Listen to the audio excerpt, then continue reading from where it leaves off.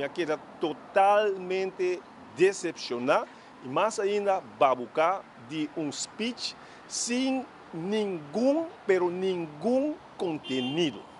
E isso aqui está de lamentar sobre se vai permitir assim não hobicos de campanha, logo me será uma lista de business, saque não lo que me logra de aí não passa, saque de problema que me tem no momento não aqui e saque de solução não me tem para a comunidade, para o problema não que me está confrontando no momento não aqui.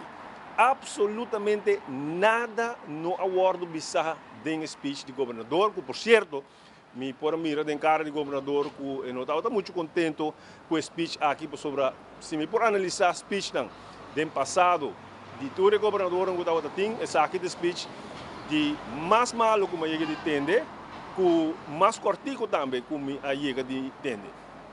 Lá nós analisar que tem mensagem que o governador atrece para nossa comunidade ayer, que o governo também atrece para nossa comunidade. Ora, você trazer speech do governador, você analisar todo o ministério. E se você for mirar nesse speech ayer, não estava tendo uma linha que você vai do Ministério da Economia, para Turismo, para o Ministério da Enseñança, e para arriba todo o Ministério aqui que não há e que não vai fazer para o dia e a luna nos dilante. Lamentavelmente, o único coisa que você pode atender de speech aqui está como se tem uma unidade na Aruba para nós confrontar o problema que tem. E aqui, eu tenho que parar um rato e pôr um mês, aqui com a mensagem que o governo que manda para a comunidade. Com você pede a comunidade para estar unida, Cuba, caminho que não está dando claridade na comunidade, mas tampouco você traspassar isso aqui, dor de ação para a comunidade mira que tem unidade, ou nos ministérios de unidade, do país Aruba.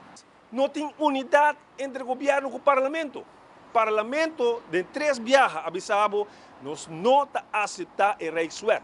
Isso aqui, está puxar mais grande ainda, dor de fração mais grande do governo, que está fração de MEP. Rede tampouco não está sostener e por tampouco não está sostener. Que não tem uma unidade entre o governo e o parlamento para nós arribar mesmo uma linha com o que o povo porta unir no momento que a bota estrala que tem uma discórdia entre o próprio gênero. Essa aí está 2. 3. Não tem unidade dentro do partido.